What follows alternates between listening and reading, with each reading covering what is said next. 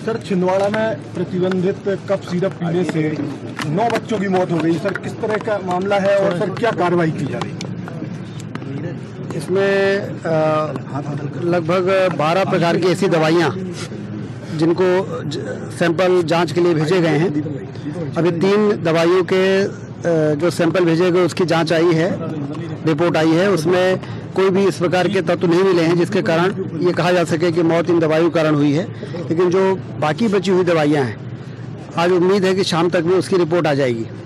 जब तक उसकी रिपोर्ट नहीं आती है तब तक अभी कुछ भी कहना संभव नहीं है कि ये बात सही है कि बच्चों की मौत हुई है। लेकिन उसका कारण क्या है, अभी नीरी और भारत सरकार भी लगातार जो उनके लैब्स हैं वहाँ पर जो सैंपल भेजे गए हैं उसकी रिपोर्ट प्राप्त करने के लिए हम लोग प्रयास कर रहे हैं। मुझे उम्मीद है कि शाम तक इसकी फाइनल रिपोर्ट आएगी, तभी ये समझ में आएगा कि वो कफ सिरप के कारण हुआ है कि अन्य किसी दवाई के कारण हुआ है कि किस वजह से हुआ है।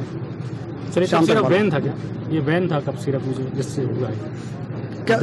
सिरप बैन होता तो कभी भी मार्केट में नहीं आता, लेकिन कभी कभी दवाइयों के लॉट में कोई ऐसे दवाई जिसके कारण इस प्रकार की परेशानी आती है, ये जब तक उसकी जांच की रिपोर्ट नहीं आ जाती तब तक अभी कहना संभव नहीं है। सर, क्लीन चिट किस आधार पर दी गई? फिर क्लीन चिट वाली जो बात आई 2 दिन पहले, क्लीन चिट दी जाती सिरप के लिए, वो किस आधार पर दी गई? नहीं, शुरू में ये उम्मीद की गई थी कि कफ सिरप के कारण ये नहीं हुआ है।